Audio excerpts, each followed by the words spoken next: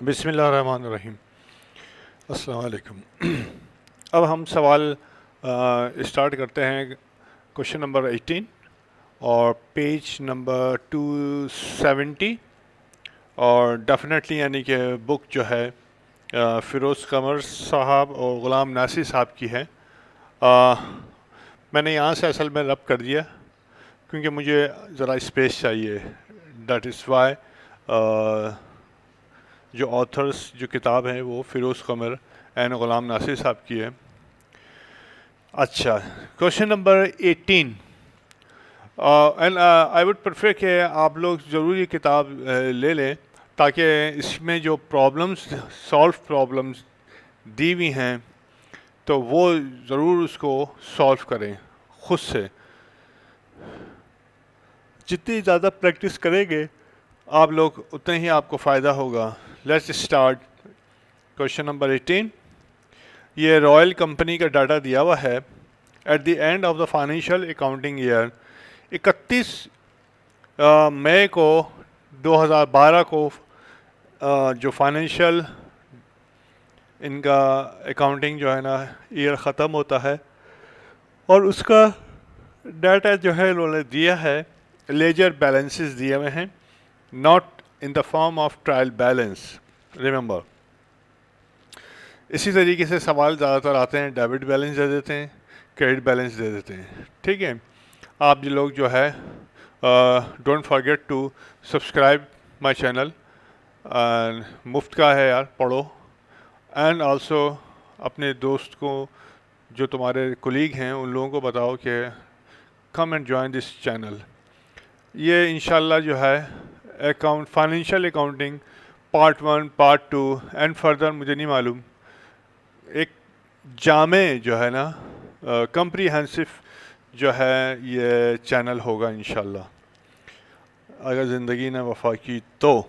चलिए जी, adjustment data इन्होंने question number 18 का हम देखते हैं और अब यहाँ बना चुके हैं। जनरल एडजस्टमेंट जो है जनरल में बनती हैं। पहली जो है मर्चेंट, ये कह रहा है कि पहली फर्स्ट है 31 मई को बनेगा, 31 मई को। मर्चेंडाइज इन्वेंट्री, तो मर्चेंडाइज इन्वेंट्री की एडजस्टमेंट नहीं बनती है, एंडिंग इन्वेंट्री बनती है, नहीं एंडिंग एंट्री बनती है। सही है, जो एंडिंग मर्चेंडाइज होती है उसकी एंडिंग एंट्री बनती है, नॉट एडजस्टमेंट। लेकिन बनाते हैं असल में, तो बना लेते हैं, बनाने में क्या है। मर्चेंडाइज एंड इन्वेंट्री एंडिंग है ये, चाहें तो एंडिंग लिख सकते हैं आप, ठीक है। और ये मैं बता चुका हूँ कि बहुत ज़्यादा डिटेल के अंदर क्लोजिंग एंट्रीज़ के जो मेरे 3 लेक्चर्स हैं उनको ज़रूर देख लें, तो ये एंट्रीज आपकी समझ में आ जाएगी, ठीक है। और आपने जो है क्या होता है, इनकम सभी अकाउंट भी आप क्रेडिट दे सकते हैं और expense and revenue summary account भी आप दे सकते हैं। एक्सपेंस एंड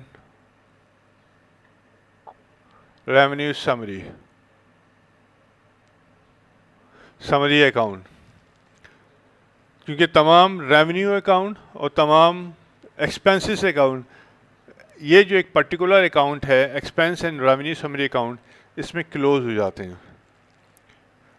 और इसका नाम ज़रूरी नहीं है expense and revenue summary account हो, वहाँ मैं बता चुका हूँ कि आलमोस्ट ज़्यादातर किताबों में expense and revenue summary account का लफ्ज़ इस्तेमाल हुआ है, हमने वो कर दिया। कुछ किताबों में आप इनकम समरी अकाउंट भी देखेंगे, वो भी आप कर सकते हैं।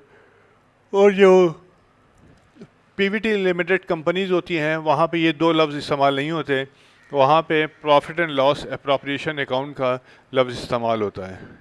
या फिर जो है कुछ और अल्फाज, वो जब आप बड़े हो जाएंगे फिर देखेंगे। अभी आप छोटे हैं, आप छोटे रहें।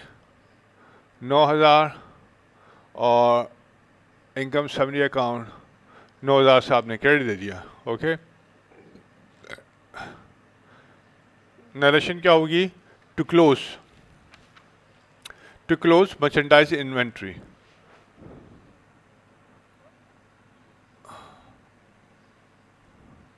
ओके, अच्छा जी। नंबर 2, 31/5 को डेट एक ही होगी, 31/5 एडजस्टमेंट्स की। क्या हो गया इसको? रिस्पॉन्ड नहीं करी है ये। हाँ, अच्छा जी। इंश्योरेंस एक्सपायर्ड, इन्होंने कहा कि इंश्योरेंस एक्सपायर्ड। अब ये तमाम जितने भी अल्फाज हैं, एडजस्टमेंट के मेरे लेक्चर्स हैं, आई थिंक 27 लेक्चर्स हैं। जब आप उनको बहुत क्लोजली देख लेंगे, सही है, तो आपको ये चीज़ें समझ में आ जाएंगी मुकम्मल तौर पे। लेकिन थोड़ी थोड़ी जो है मैं यहाँ पे ज़रूर समझा रहा होता हूँ। इंश्योरेंस एक्सपायर्ड, एक्सपायर्ड का मतलब ये हो गया कि ये एक्सपेंस हो गया है,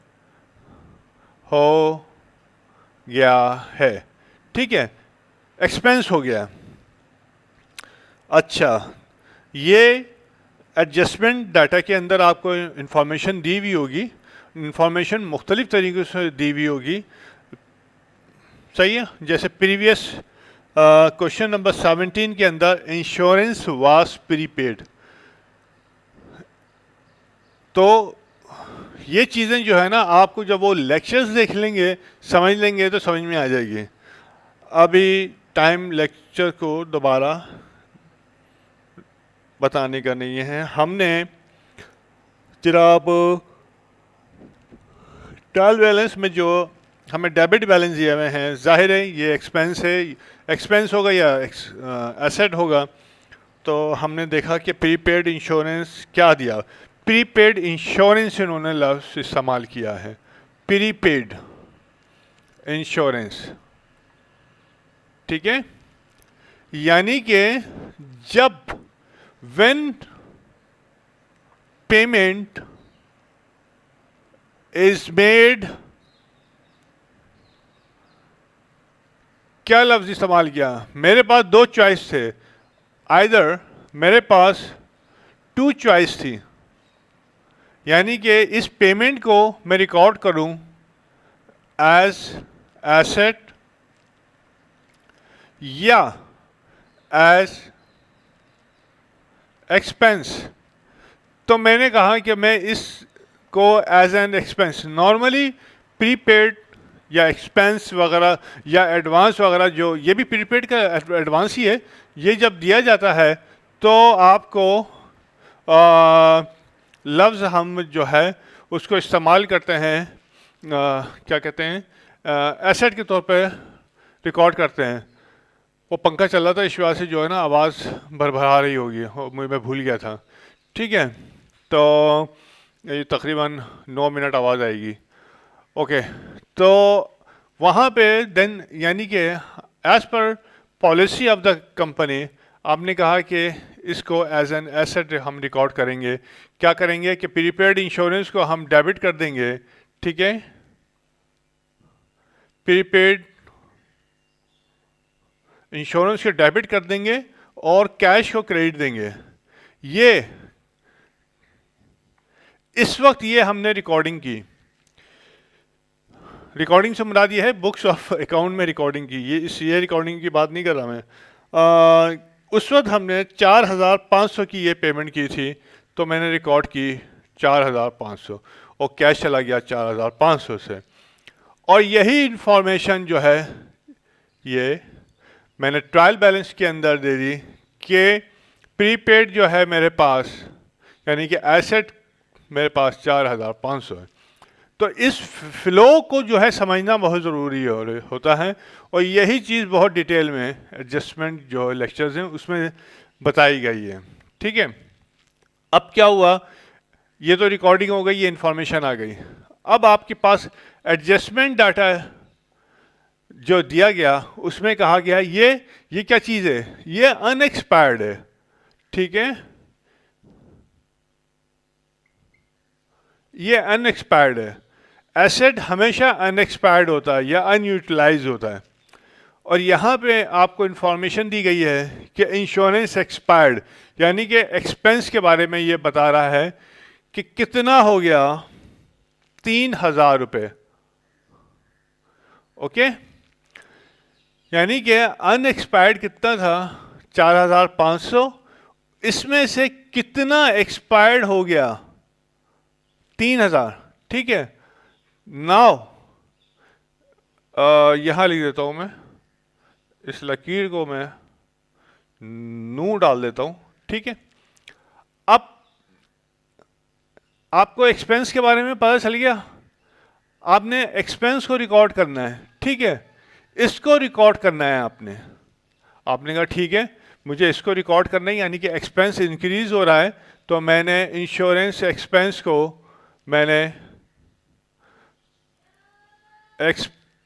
मैंने डेबिट कर दिया, क्योंकि यही इंफॉर्मेशन है ना, और मुझे यही रिकॉर्ड करनी है अपने पास। 3,000 रुपये से मैंने डेबिट कर दिया। अब जब भी एक्सपेंस इंक्रीज होता है तो जहन में जो है ना हमेशा ये ख्याल रखना कि या तो एसेट कम होगा, ठीक है, या फिर लायबिलिटी इंक्रीज होगी। तो यहाँ तो लायबिलिटी के सवाल ही नहीं है, यहाँ तो एसेट पहले ही कम हो चुका है, आप कैश दे चुके हैं, सही है, तो लायबिलिटी का तो तस्वर ही नहीं है। अच्छा जी, अब क्या हो गया, क्योंकि ये एडजस्टमेंट हो रही है, आपने अपने एसेट को अब कम करना है, सही है। ये रिकॉर्ड कर लिया आपने, ये रिकॉर्डिंग हो गई, ये आपने रिकॉर्डिंग कर ली। अब कितना बैलेंस रह गया, जाहिर है अनएक्सपायर्ड अमाउंट में से एक्सपायर्ड अमाउंट आप जब निकालेंगे तो माइनस करेंगे आप, तो 1,500 रुपये। ये कितनी अमाउंट रह गई आपके पास, प्रीपेड की बैलेंस, प्रीपेड इंश्योरेंस की बैलेंस फिगर आ गई आपके पास, ठीक है, यानी कि अनएक्सपायर्ड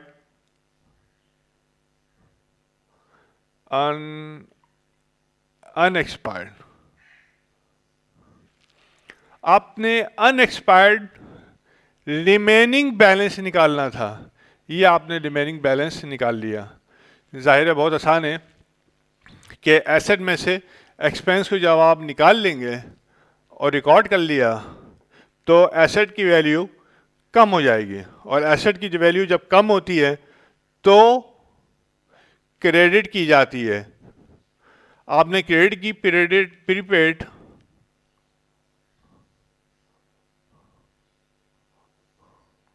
इंश्योरेंस को आपने क्रेडिट दिया 3,000 से, ठीक है, तो प्रीपेड में कितना बैलेंस रह गया, 1,500 रुपये। ये मैंने थोड़ा सा एक्स्ट्रा समझा दिया है, ठीक है। अच्छा जी, अब मैं आगे देखते हैं bad debt expense. Very easy, bad debt expense, ये भी चलो मैं लिखा रहने देता हूँ, बैड डेट एक्सपेंस वहाँ कर लेते हैं हम। ये कहता है कि 2% of net sales. Net sales क्या होती है आपके पास, सेल्स में से माइनस करें आप सेल डिस्काउंट, बहुत बना चुके हैं आप, income statement sale discount minus होता है, और माइनस होता है रिटर्न, और माइनस होता है अलाउंस, राइट। ये तीनों चीज़ें जब माइनस हो जाती हैं रेवेन्यू में से तो क्या फिगर आती है, नेट सेल्स। और अगर सवाल के अंदर ये डिस्काउंट ना हो, रिटर्न ना हो, अलाउंस ना हो, तो फिर जो ट्रायल बैलेंस में फिगर दी हुई होती है रेवेन्यू की, वही नेट सेल होती है। लेट्स सी कि ट्रायल बैलेंस में 75,000 रुपये दी हुई है, रेवेन्यू फिगर आपके पास 75,000 रुपये दी हुई है, एंड एनी यस, क्योंकि सेल रेवेन्यू क्रेडिट साइड पे दिया होगा तो क्रेडिट से मैं 75,000 उठा लिया, और डेबिट में ये तमाम चीज़ें डेबिट की हैं, ठीक है, ये डेबिट साइड पे होगा, ये डेबिट साइड पे होगा, और ये डेबिट साइड पे होगा। तो ये तीनों चीज़ों के लिए आपको डेबिट साइड देखनी पड़ेगी। Drawing, purchase, salaries, sales return है आपके पास 3,000 रुपये। तो एज पर दिस रूल मैंने जो है सेल्स में से माइनस कर दिया, सेल्स में से मैंने माइनस किया, मेरे पास सेल्स 75,000 रुपये, माइनस कर दिया सेल्स रिटर्न एंड अलाउंस है 3,000 रुपये, ठीक है। तो मेरे पास नेट सेल कितनी आ गई? 72,000 रुपये,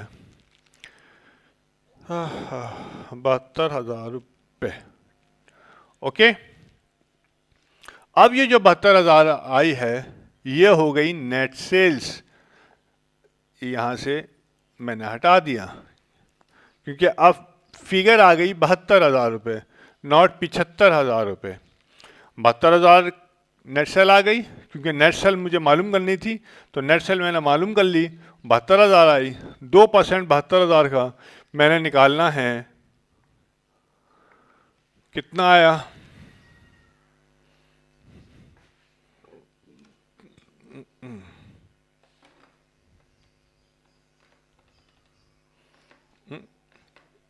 बहत्तर हजार का 2%, 1,440 रुपये मेरे पास फिगर आ गई, 1,440 रुपये। इस 1,440 का मैंने जो है बैड डेट एक्सपेंस की एडजस्टमेंट बनानी है, राइट। अब एक चीज़ और एडजस्टमेंट में जाके देख लिएगा कि नेट सेल्स के ऊपर जब आप अपनी बैड डेट अलाउंस की कैलकुलेशन करते हैं ओनली ऑन नेट सेल्स, तो प्रीवियस ईयर का जो अगर अलाउंस फॉर बैड डेट दिया हुआ है उसको कंसीडर नहीं करते। बाकी दूसरी जितनी भी एडजस्टमेंट होंगी तो हम प्रीवियस ईयर में जो अलाउंस फॉर बैड डेट आ रहा होगा, यानी कि ट्रायल बैलेंस के अंदर जो अलाउंस फॉर बैड डेट का अमाउंट होगी उसको एडजस्ट करेंगे, और ये बहुत ज़्यादा डिटेल में मैं एडजस्टमेंट के अंदर समझा चुका हूँ, ठीक है। तो मूड हो तो देख लेना तो समझ में आ जाएगा, वरना तो जो मैं कह रहा हूँ वो उसे क्या कहते हैं, दीवाने की बढ़, यानी कि दीवाने की बकवास। अच्छा जी, ये नंबर 3 हो गया। 31/5 बैड डेट DPTS एक्सपेंस को आपने डेबिट किया, अलाउंस फॉर बैड डेट्स को आपने क्रेडिट दिया 1,000, अभी क्या था 440, 1,440 से डेबिट किया, जाहिर है एक्सपेंस इंक्रीज हुआ। एक्सपेंस इंक्रीज होता है तो दो चीज़ें होती हैं, या तो कैश जाता है या फिर लायबिलिटी इंक्रीज होती है। यहाँ ना कैश जा रहा है ना यहाँ लायबिलिटी इंक्रीज हो रही है, बल्कि हमने एक अकाउंट खोला है कंट्रा हमने अकाउंट खोला है, और ये कंट्रा अकाउंट जो है अकाउंट रिसीवेबल के अगेंस्ट हमने खोला है, ठीक है। तो ये अकाउंट रिसीवेबल में से माइनस होगा जब आप बैलेंस शीट बनाएंगे, और बैड डेट एक्सपेंस चला जाएगा आपका इनकम एक्सपेंस में। अच्छा जी, अब ये हिस्सा मैं मिटा देता हूँ, बड़ी गर्मी है यार।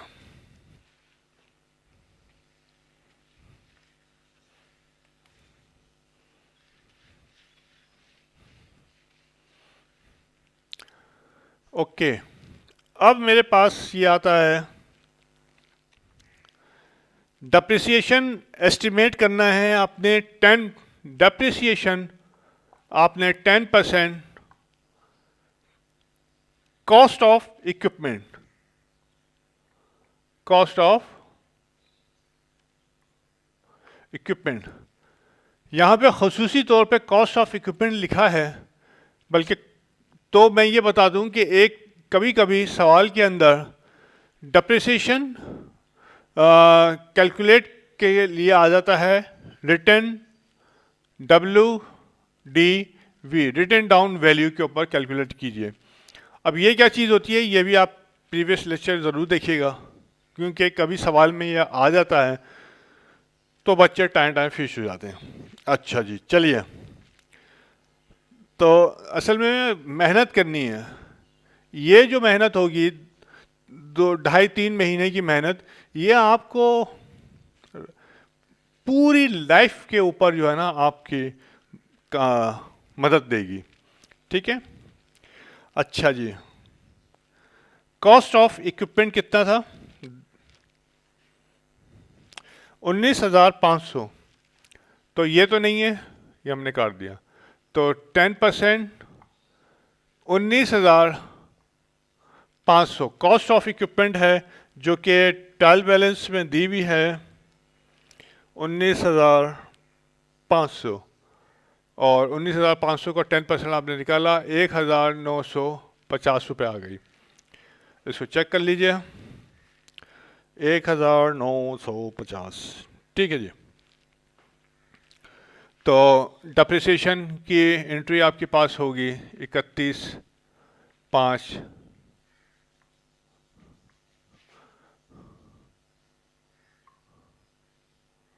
डेप्रिसिएशन एक्सपेंस डेबिट इक्विपमेंट के ऊपर, और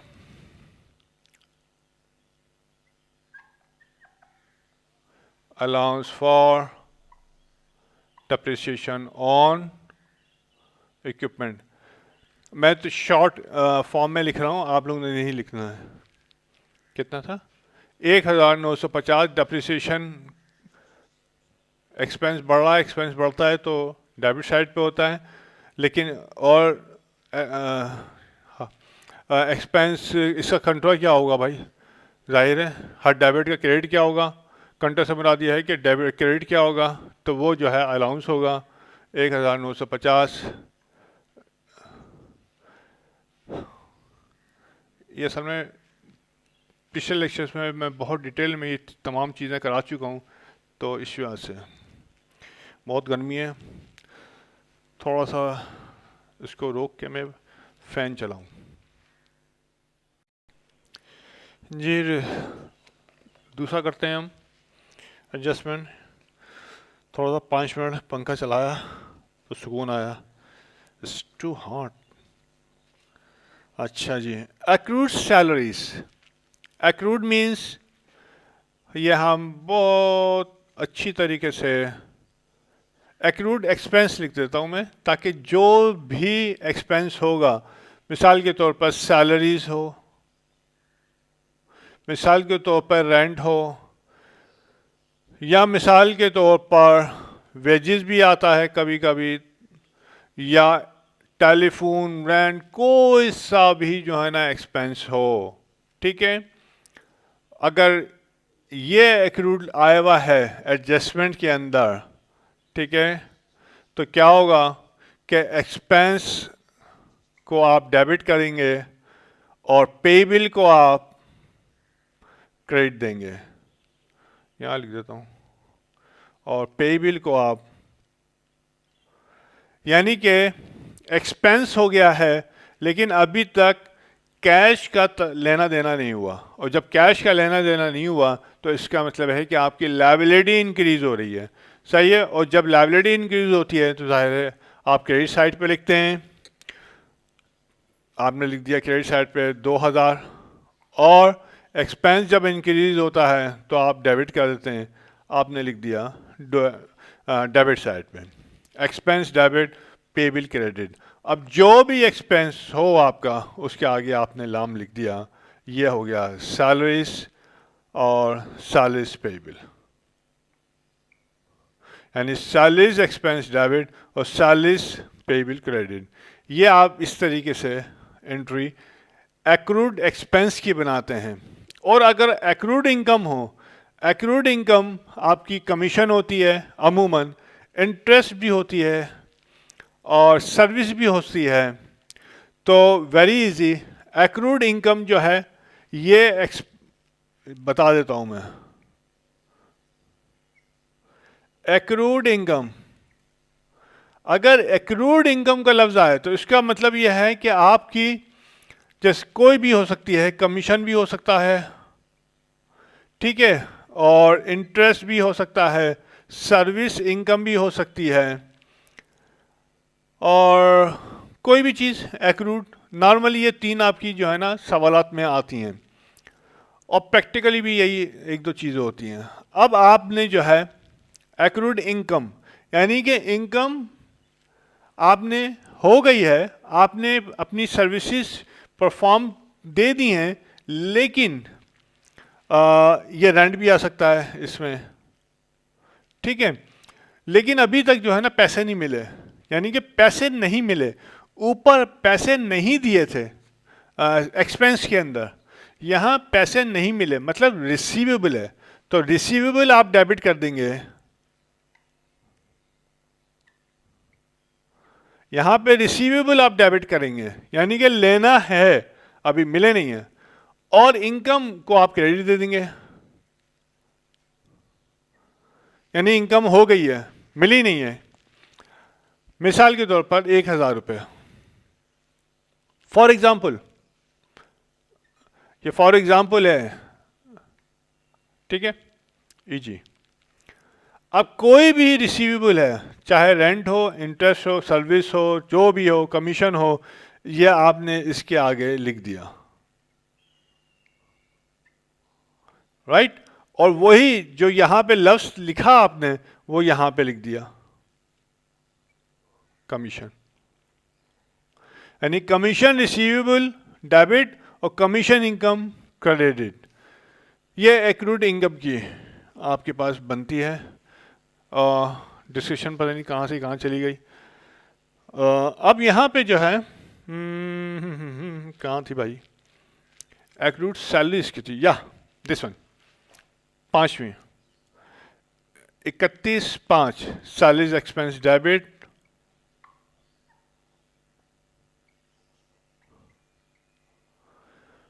and salaries payable. Oh, salaries payable liability आपने इंक्रीज कर दी, हाउ मच, 2,000 रुपये से, 2,000 रुपये से आपने एक्सपेंस को डेबिट किया, इंक्रीज किया, और लाइबिलिटी आपने 2,000 रुपये से इंक्रीज कर दी। ये आपके पास ट्रांजैक्शन मुकम्मल हो गई। ट्रांजैक्शन मीन्स एडजस्टमेंट मुकम्मल हो गई।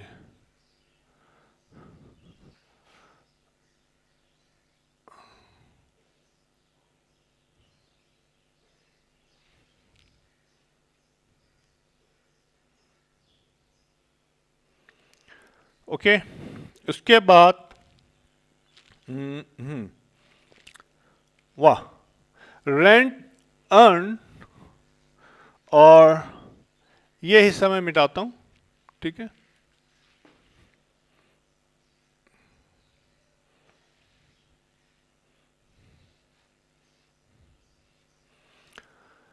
अब इन्होंने कहा कि रेंट अर्न,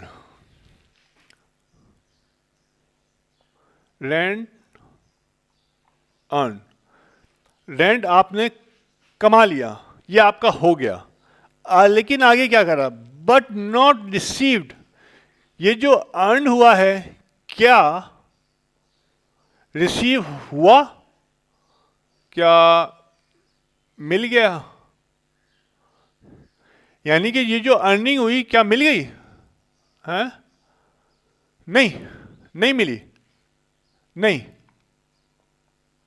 नहीं मिली है ये, ठीक है,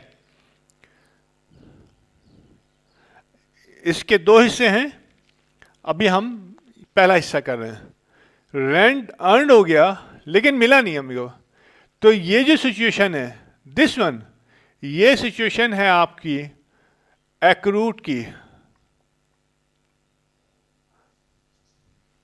दिस वन एक्रूड इनकम। लफ्ज तब्दील कर दिए हैं लेकिन मतलब वही है, इस बात का ख्याल रखना। अच्छा जी, सही है।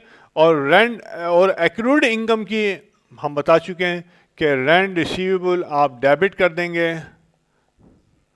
नीचे हमने बहुत तफसील से RECI,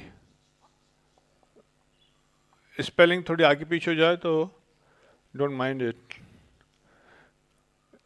इसको कर लेना सही। और रेंट इनकम ये आपने क्रेडिट दे दी, राइट। जैसे यहाँ पे मैंने कमीशन इनकम का बताया था, कुछ भी हो सकती है ये आपकी। ओके, तो नंबर 6 आपके पास आ गई, रेंट इनकम, रेंट,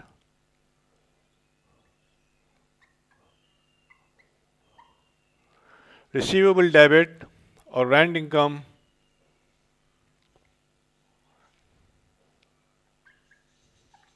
आपने credit they the, how much, 1200 रुपये। इस ट्रांजैक्शन में दो एडजस्टमेंट है, 1200 रुपये आपने ये कर दी। ओके, ये हो गया आपकी। और उसके बाद नंबर 6 इसको 1 कर लें और नंबर 6 इसको 2 कर लें, 31/5। 1 और 2 इस वजह से डाला कि सीक्वेंस ख़राब ना हो आपकी। अब इसी में अगला जो है वही कह रहा है कि मैं रब कर देता हूँ, इसको मैंने मिटा दिया, वो नहीं, ऊपर का नहीं मिटा रहा, नीचे का मैंने मिटा दिया। अब इसी में जो है वो ये कह रहा है कि जनाब रेंट, अनअर्न रेंट के बारे में कह रहा है, अनअर्न रेंट। ठीक है, देखें ऊपर उसने कहा था कि अर्नड लेकिन रिसीव नहीं हुआ, सही है। ऊपर ये इसने कहा कि इनकम रेंट हो गया है लेकिन मिला नहीं है, तो आपने रिसीवेबल की एंट्री डाल दी और इनकम के थ्रू ले गया आप। लेकिन यहाँ पे इसे कह रहा है कि अनअर्न, यानी कि अनअर्न का मतलब यह है कि मिल गया है, क्या चीज मिल गई है, कैश, कैश मिल गया है आपको, ठीक है। लेकिन अभी हमने मजीद लिख देता हूं मैं, यजीद नहीं है मजीद है, मजीद सर्विस देनी है। रेंट भी सर्विस है ना, सर्विस देनी है।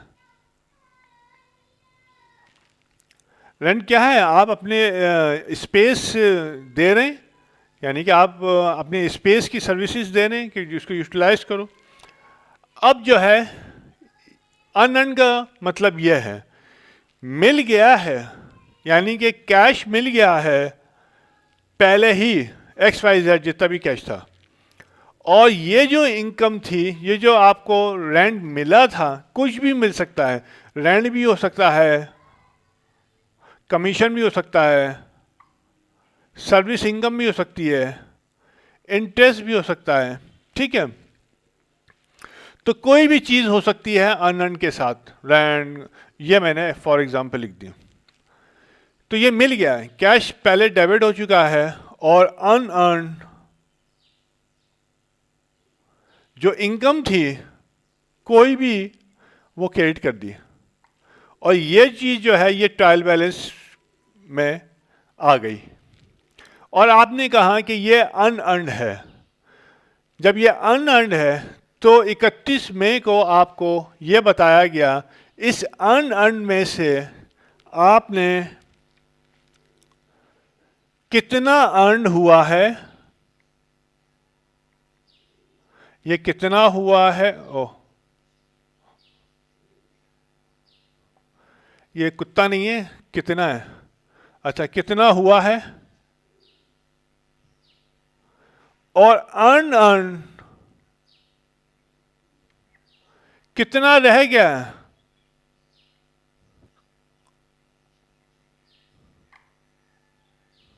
ठीक है, ये दो जो चीजें जो है आपको इसमें से निकालनी है। सही है, इट्स वेरी इंपॉर्टेंट। और ये एडजस्टमेंट के लेक्चर्स के अंदर काफ़ी डिटेल है, अभी मैं नॉट इन डिटेल बट करीब तक डिटेल में समझा रहा हूँ। अब इसमें से आपने ये पता चलाना है कि कितना अर्न हो चुका है और कितना बाकी है। इसके लिए आपको देखना पड़ता है कि एडजस्टमेंट में कौन से अल्फाज इस्तेमाल हुए हैं, और ट्रायल बैलेंस के अंदर जब आपको पैसा मिला तो एज एन इनकम रिकॉर्ड हुआ या एज एन लायबिलिटी रिकॉर्ड हुआ। ठीक है, तो हो सकता है कि जब आपको कैश मिला तो आपने इसकी जगह जो है क्या था, ये मैं रेंट ही लिख देता हूँ। ठीक है, अनअर्न, तो मैंने इसको एज एन रेंटल इनकम लिख लिया हो, ये तो लायबिलिटी है। अनअर्न का जो लफ्ज़ है ये लायबिलिटी का लफ्ज़ है, हमेशा याद रखिएगा। दिस इज ये लायबिलिटी, ये इट डिनोट्स कि अभी आपने सर्विसेज देनी है, ये लफ्ज़ जो है लायबिलिटी के उसके अंदर लिया जाता है। Always remember unearned. तो इस वजह से अब इसमें से हम ये देखेंगे कि हमने ट्रायल बैलेंस के अंदर कितना कौन सा लफ्ज़ इस्तेमाल किया है भाई। एज एन लायबिलिटी जब मिला था हमने एज एन लायबिलिटी रिकॉर्ड किया है या एज एन इनकम रिकॉर्ड किया। तो डेफिनेटली ये क्रेडिट साइड पे आपको दिया हुआ होगा। अनअर्न रेंट, यानी कि इन्होंने इनकम रिकॉर्ड नहीं किया, इन्होंने एज लायबिलिटी रिकॉर्ड की है। जब लायबिलिटी रिकॉर्ड की तो क्या हुआ कि आपको एडजस्टमेंट में भी लायबिलिटी की अमाउंट दी हुई है। यानी जब कैश मिला तो आपने ट्रायल बैलेंस में कितना रिकॉर्ड किया, 5250। ठीक है, 5250 आपने रिकॉर्ड किया और आपने 5250 रुपये, ये लायबिलिटी थी आपकी। This is your liability. ठीक है, स्पेलिंग देख लें बस। ये लायबिलिटी आपकी थी और एडजस्टमेंट के अंदर भी लायबिलिटी की फिगर दी हुई है। ऊपर का मैं मिटा देता हूं अब।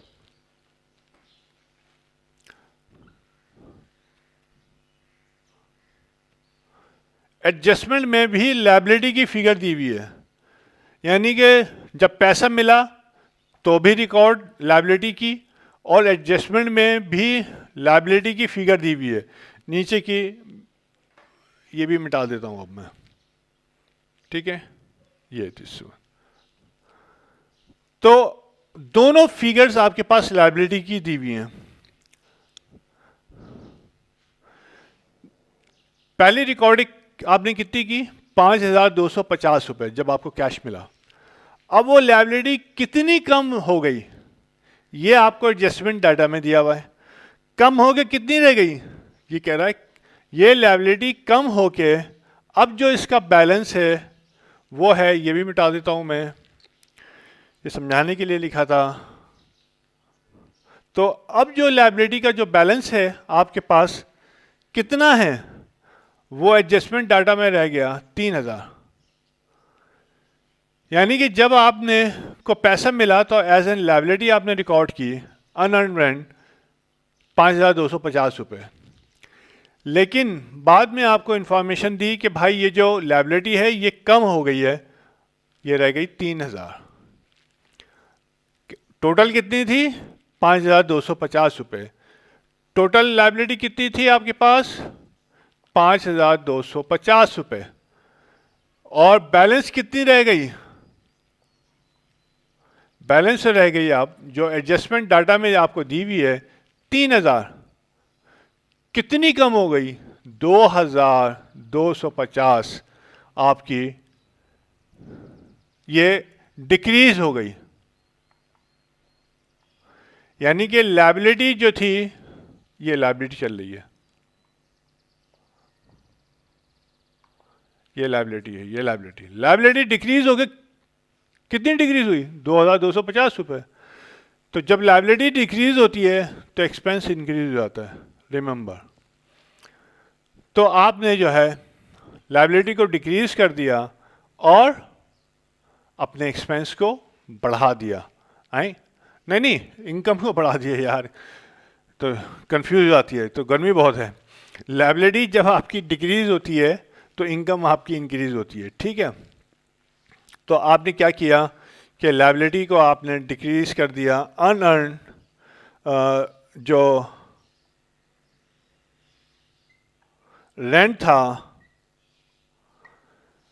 जो आपके ट्रायल बैलेंस में दिया हुआ था 5,250 रुपये, उसको कम कर दिया 2,250 रुपये से। जब लायबिलिटी डिक्रीज हुई तो इनकम बढ़ गई। रेंट इनकम आपकी 2,250 रुपये से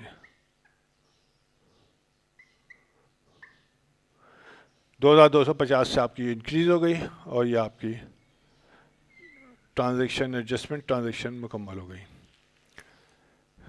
इसको थोड़ा सा कवर करना मुश्किल होता है। अगर आपने वो एडजस्टमेंट लेटर देखे में, समझे में, तो फिर you can do it easily. अब यहाँ पे नंबर 7, यस, एडजस्टमेंट ज़्यादा है यार, ये तो इसमें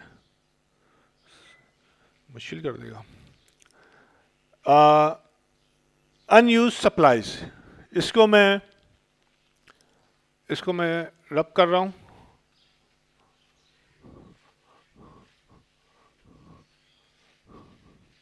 अच्छा जी, ये तमाम जो है, ये जो एडजस्टमेंट आनी है, इनकी तमाम की जो है 27 लेक्चर्स हैं, वो ज़रूर देखना। बहुत डिटेल में डिस्कस किया है। थोड़ा सा लेवल तुम लोगों से ज़्यादा का है, लेकिन ज़्यादा सीख लेना बेहतर होता है। अनयूज सप्लाईज, इन्होंने एडजस्टमेंट कहा अनयूज्ड सप्लाईज। ये बड़ा एक ज़बरदस्त आपकी एडजस्टमेंट होती है। सप्लाईज हम पिछले लेक्चर्स में बहुत डिस्कस कर चुके हैं।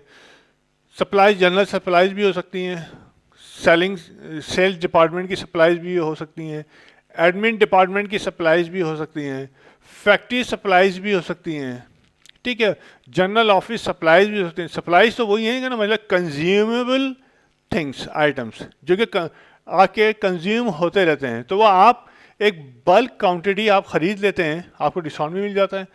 बल्क क्वांटिटी जो है ना, मंथली आप ख़रीद के अपने पास रख लेते हैं, मंथली या 2 महीने का या 3 महीने का, वॉट एवर, यानी कि आपकी कंपनी की पॉलिसी है, आप बल्क में ला के आप रख लेते हैं। हम भी एक ज़माने में बहुत सारी चीज़ें जो है 3-4 महीने का आइटम जो है ना ला के जो है ना मैं स्टोर रूम में रखवा देता था कि भाई इसमें से इस्तेमाल करते रहो, तो हमें काफ़ी फ़ायदा होता था। यानी कि 20-25% जो है ना आपको रिड्यूस रेट पे मिल जाता है। तो इस वजह से जो है ना, टू यानी कि अर्न डिस्काउंट। तो ये चीज़ जो होती है, अब जब हम सप्लाईज ख़रीद के लेके आते हैं तो क्या करते हैं, हम सप्लाईज को डेबिट करते हैं और कैश को क्रेडिट देते हैं।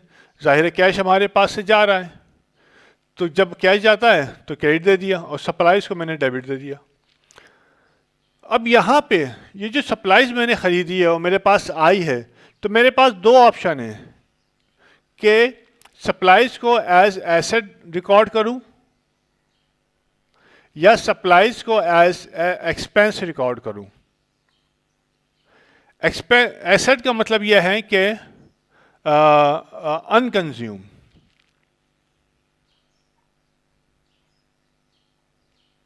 अनकंज्यूम, और एक्सपेंस का मतलब है कंज्यूम। ये लफ्ज आएंगे, रिमेंबर, ये जो मैं जो भी बोल रहा हूं, ये लफ्ज आपके आगे पीछे दाएं बाएं होके आपको इनकाउंटर करेंगे, रियल लाइफ में करेंगे, अगर सवालात में नहीं करेंगे तो। अच्छा, ठीक है। एसेट का मतलब है अनकंज्यूम, अनयूटिलाइज, और एक्सपेंस का यह मतलब होगा कि कंज्यूम या यूटिलाइज। इसको मैं अनयूटिलाइज भी लिख देता हूँ, ठीक है, और यूटिलाइज्ड यानी कि इस्तेमाल हो गए। अगर मैंने एक्सपेंस सप्लाईज लिखा और उसके आगे लिख दिया एक्सपेंस, तो इट मीन्स कि मैंने इसको एज एन एक्सपेंस रिकॉर्ड किया। और ट्रायल बैलेंस पे क्या लिखा हुआ आएगा? एक्सपेंस, सप्लाईज एक्सपेंस डेबिट और कैश क्रेडिट। ये आपका ट्रायल बैलेंस के जो मेरे पास debit and credit ledger account दिए हुए होंगे उनमें ये शो हो रहा होगा।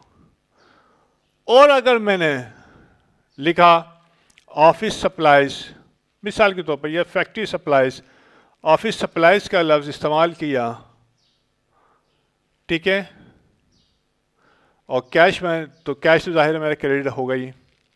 जब मैंने ये लफ्ज़ इस्तेमाल किया तो इसका मतलब यह है कि ये मैंने एज एन एसेट रिकॉर्ड किया। अब मैं अहम चीज़ ये होती है कि एडजस्टमेंट डाटा में आपको फिगर किसकी दी हुई है। यहाँ पे इन्होंने कहा है कि अनयूज्ड, अनयूज्ड, ये इसको अनयूज भी लिख सकते हैं। देखिए अल्फाज, इसको यूज्ड, आगे 3 लफ्ज मिल गए आपको। तो अनयूज्ड यानी कि एसेट के तौर पर आपको इंफॉर्मेशन दी जा रही है कि अनयूज सप्लाईज, यानी अभी एसेट कितना रह गया मेरे पास? 750 रुपये। 750 रुपये मेरे पास रह गया है। तो मैंने कहा कि भाई फौरन ट्रायल बैलेंस देखो भाई, ये मैंने इसको एसेट के तौर पे रिकॉर्ड किया था, ये एक्सपेंस के तौर पे रिकॉर्ड किया था। तो मैंने ज़ाहिर है डेबिट बैलेंस में देखूंगा, तो मैंने रिकॉर्ड किया हुआ है सप्लाईज अनयूज। जब मैंने पेमेंट की, अब ये हिस्सा मेरा ख़त्म हो गया। जब मैंने पेमेंट की तो मैंने सप्लाईज, ऑफिस सप्लाईज का लफ्ज़ इस्तेमाल किया, मैंने सप्लाईज इस्तेमाल किया अनयूज्ड, ठीक है, ये लफ्ज़ मैंने इस्तेमाल किया। इसको मैं यहां लिख लेता हूं, ये डेबिट किया और ये क्रेडिट किया। अनयूज्ड, इसका मतलब ये हो गया कि मैंने अनयूज्ड एसेट के तौर पर रिकॉर्ड किया है। अब मैं ट्रायल बैलेंस के अंदर मैंने लिखा एसेट के तौर पर, और एडजस्टमेंट डाटा में भी मेरे पास, यानी कि अनयूज्ड, जब मैंने ख़रीदी की तो मैंने पूरा अमाउंट अनयूज्ड अकाउंट में डाल दिया, और 31 पूरे साल के बाद जो है ना, 31 मई को जो है मेरे पास फिगर आई कि भाई ऑफिस सप्लाई जो है इस वक्त अनयूज्ड जो हैं वो 750 रुपये की पड़ी हुई है। यानी कि कितनी थी ऑफिस सप्लाईज? 3,750 रुपये। 3,750 रुपये जब मैंने ख़रीदी थी और जब मैंने कैश दिया था तो ये मैंने एंट्री बनाई, और ये जो है ट्रायल बैलेंस में आ गई, ठीक है, ट्रायल बैलेंस के लेजर में आ गई, और आपको जो है ना इंफॉर्मेशन दे दी 3,750 रुपये। एडजस्टमेंट डाटा में आपको कहा कि अनयूज सप्लाईज, ये भी अनयूज सप्लाईज, ये भी unused supplies.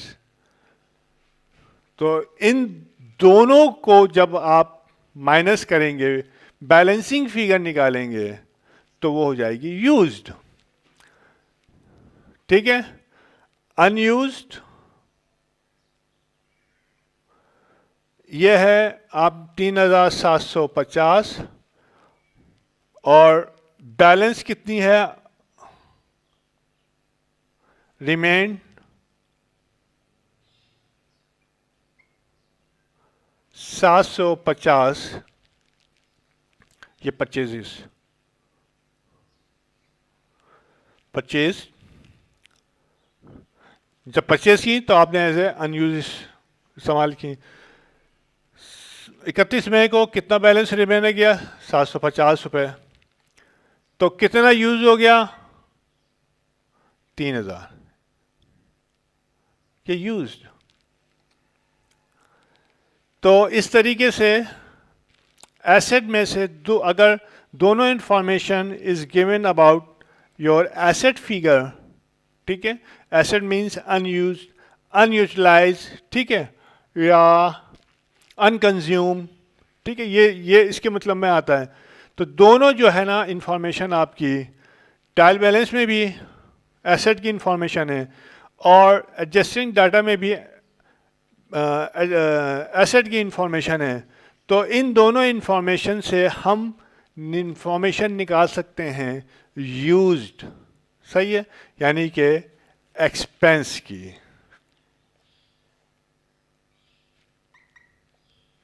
Use means expense, यानी कि दो अमाउंट अगर आपको एसेट की दी हुई हैं तो आप एक्सपेंस की अमाउंट निकाल सकते हैं, और दो इंफॉर्मेशन अगर आपको एक्सपेंस की दी हुई हैं तो आप एसेट की इंफॉर्मेशन निकाल सकते हैं। Go to my adjustment lectures, सही है। अच्छा जी, ये मैंने रिकॉर्ड कर ली, बहुत डिटेल हो गई यार ये तो। और सैलरीज एक्सपेंस जाहिर रिकॉर्ड करूँगा मैं, सप्लाइज एक्सपेंस, सप्लाइज एक्सपेंस को डेबिट किया और सप्लाइज अनयूज को यानी कि एसेट को मैंने क्रेडिट दे दिया, कम कर दिया, एक्सपेंस बढ़ गया, एक्सपेंस कम हो गया। 3000 रुपये से ये मैंने कैलकुलेशन यहाँ पे कर दी है, और एसेट को मैंने, जाहिर है जब मेरा एक्सपेंस बढ़ेगा तो एसेट कम होगा। इसको मैं लकीर को नीचे लेके जाऊं,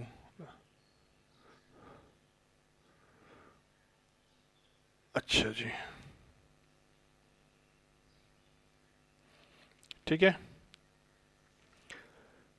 ये चीज़ जो है यहाँ पे मैंने, ये क्लोज हो गई 31/5 को। अरे यार बहुत लंबा हो गया ये। आउटस्टैंडिंग वेजेस, आउटस्टैंडिंग जो वेजेस जो है मैं आपको बता चुका हूँ कि, ये मिटाई देता हूँ, बहुत हो गया। आउटस्टैंडिंग का मतलब है यानी कि एक्सपेंस हो गया है बट पेमेंट नहीं हुई है, दिस इज कॉल्ड आउटस्टैंडिंग। अब आउटस्टैंडिंग का मतलब यह है कि हो गया है, यानी कि एक्सपेंस हो गया है, एक्सपेंस हो गया है, लेकिन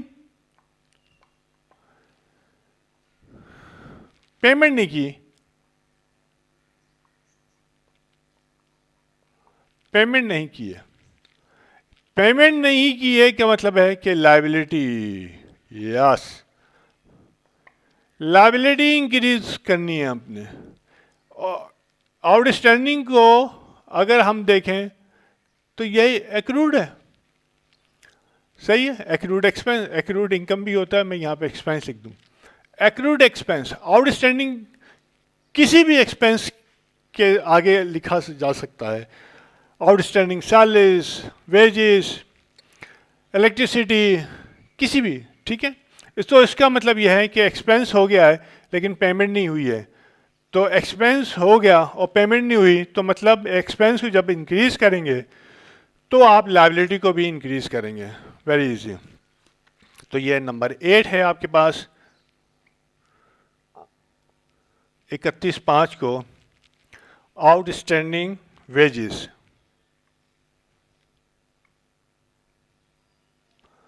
वेजेस सॉरी आउटस्टैंडिंग क्या लिख दिया मैंने, वे salaries expense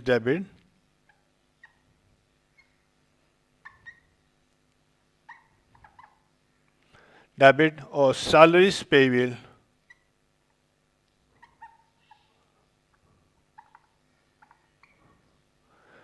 credit. Liability increase कर दी, एक्सपेंस को भी इंक्रीज कर दिया 500 रुपये से।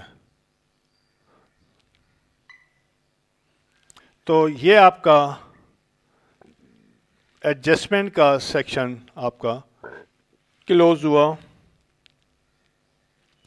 राइट। ये तकरीबन 8-9 एडजस्टमेंट आपकी हो गई और लेक्चर जो है काफ़ी बड़ा हो गया 56 मिनट का। तो अभी हमने एक किया है, एडजस्टिंग एंट्रीज बनाई हैं, उसको मुकम्मल किया है। तो अभी इस लेक्चर को, ये लेक्चर इसका होगा, ये हो जाएगा नंबर 1। ये लेक्चर 1 है, ये ख़त्म हुआ। अब ये होगा टू बी कंटिन्यूड, ठीक है। लेक्चर 2 के अंदर इसको कंटिन्यू करेंगे, इसके लेजर बनाएंगे, लेजर बनाने के बाद फिर वर्कशीट फॉर्मेट एक बनाएंगे और फिर फर्दर, राइट। तो इसको यहाँ पे हम क्लोज करते हैं। ओके, एडजस्टमेंट जो है समझ में आई होंगी अल्हम्दुलिल्लाह। अब इसके लेक्चर हम अगले लेक्चर में वो बनाएंगे, क्या बनाएंगे पता नहीं, लेजर्स बनाएंगे, ठीक है। एडजस्टिंग हो गई, क्लासिफाइड बैलेंस शीट बनानी है, इनकम स्टेटमेंट बनानी है। अच्छा जी, ओके। इसमें ये भी देख लेंगे कि कौन सी जो है ना एंट्रीज रिवर्स होंगी। And until next lecture, Allah Hafiz, Assalamu alaikum.